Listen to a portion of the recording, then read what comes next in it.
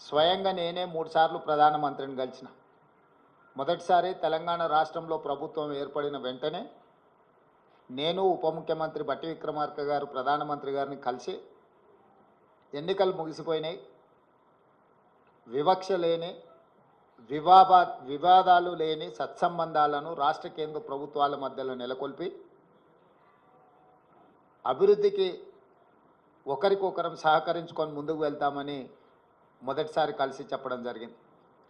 రెండవసారి నరేంద్ర మోడీ గారు తెలంగాణ రాష్ట్ర పర్యటనకు వచ్చినప్పుడు ఆదిలాబాద్లో నేనే స్వయంగా వెళ్ళి వారికి స్వాగతం పలికి ఆ రోజు ఒక అడుగు నేను ముందుకు వేసి, ఈ దేశంలో ప్రధానమంత్రి పెద్దన్న లాంటి వాడు, మీరు పెద్దన్నలాగా వ్యవహరించాల్సిన అవసరం ఉన్నది. రాష్ట్రాల అభివృద్ధి జరగాలి అని అంటే నిధుల కేటాయింపులతో పాటు అనుమతులు వేగంగా ఇవ్వాలి. తెలంగాణ రాష్ట్ర ముఖ్యమంత్రిగా ప్రధానమంత్రిని పెద్దన్నగా మేము భావిస్తున్నాము. పెద్దన్న పాత్ర మీరు పోషించండి అని చెప్పి ఒక అడుగు ముందుకేసి చెప్పడం జరిగింది. ఆ తర్వాత జాతీయ ఎన్నికల తర్వాత నరేంద్ర మోడీ గారు మూడవసారి ప్రధానమంత్రిగా బాధ్యత స్వీకరించిన తర్వాత ఇప్పటి బడ్జెట్లో తెలంగాణ రాష్ట్రానికి అవసరమైన నిధులను, అవసరమైన ప్రణాళికను పొందుపరిచి తద్వారా తెలంగాణ రాష్ట్రానికి సహకరించమని చెప్పి మూడవసారి ఢిల్లీకి వెళ్ళి ప్రధానమంత్రి గారిని కలవడం జరిగింది. అన్ని సందర్భాలలో బేసిజాలకు తావు ఇవ్వకుండా, అనవసరమైన వివాదాలకు అవకాశం ఇవ్వకుండా, ఈ దేశ ప్రధానమంత్రి వివిధ రాష్ట్రాల ముఖ్యమంత్రులకు పెద్దన్నలాగా ఉండాలి, మిమ్మల్ని మేము పెద్దన్నగా భావిస్తున్నాం, మా రాష్ట్రానికి చాలా సంవత్సరాలుగా వివక్ష జరుగుతున్నది కాబట్టి ఈ వివక్షను తొలగించి మా నిధులు కేటాయించండి అని వారిని కలిసి చెప్పడం జరిగింది. కేంద్ర ప్రభుత్వంలో ఉన్న మంత్రులందరినీ కూడా కలిసి విజ్ఞప్తి చేయడం జరిగింది. కానీ ఈరోజు వికసిత్ భారత్ 2047లో 48,21,000 కోట్ల రూపాయలతోని బడ్జెట్లు ప్రవేశపెట్టి, అదేవిధంగా బడ్జెట్ మొత్తం సారాంశాన్ని చూస్తే మొత్తం బడ్జెట్లో తెలంగాణ అనే పదాన్ని నిషేధించిండ్రు. తెలంగాణ అనే పదాన్ని కూడా పలకడానికి కేంద్ర ప్రభుత్వము ఇష్టపడడం లేదు.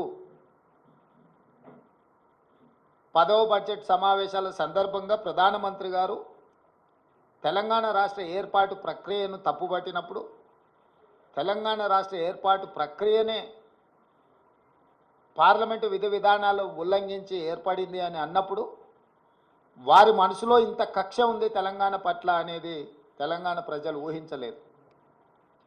వారు మొదటి నుంచి ఎందుకో తెలంగాణ పట్ల వివక్ష కాదు కక్ష చూపిస్తున్నట్టుగా అనిపిస్తుంది. గతంలో కేంద్రంలో ఉండే ప్రభుత్వాలకు ప్రతిపక్ష పార్టీలు అధికారంలో ఉన్న రాష్ట్రాల పట్ల వివక్ష చూపిస్తారని చర్చ జరిగితే అది ఎట్లుంటుందో మాకు అర్థం కాలేదు. కానీ ఇప్పుడు నరేంద్ర మోడీ గారి ప్రభుత్వము వివక్ష కాదు కక్షాపూరితంగా తెలంగాణ ప్రజల పట్ల వ్యవహరించింది అని చెప్పి స్పష్టంగా మా ప్రభుత్వం భావిస్తున్నది. ఏపీ పునర్విభజన చట్టంలో భాగంగా ఆంధ్రప్రదేశ్కు రాజధాని నిర్మించడానికి, ఆంధ్రప్రదేశ్కు పోలవరం నిర్మించడానికి, ఆంధ్రప్రదేశ్లో వెనుకబడిన జిల్లాలకు నిధులను కేటాయించడానికి, ఎన్ని రకాలుగా ఆంధ్రప్రదేశ్కు నిధులను కేటాయించాలనో అన్నిటికీ ఆంధ్రప్రదేశ్ పునర్విభజన చట్టాన్ని ప్రస్తావిస్తూ ఆ నిధులు కేటాయించడానికి ఒక అవకాశంగా తీసుకున్నారు. ఆంధ్రప్రదేశ్కి ఇచ్చే నిధులను ఆంధ్రప్రదేశ్కు ఎందుకు ఇస్తున్నారని మేము అడగడం లేదు. పునర్విభజన చట్టంలో భాగంగా ఆంధ్రప్రదేశ్కు నిధులు ఇచ్చినప్పుడు పునర్విభజన చట్టంలో భాగంగా తెలంగాణకు నిధులు ఇవ్వాలన్న బాధ్యత కేంద్ర ప్రభుత్వానికి లేదా?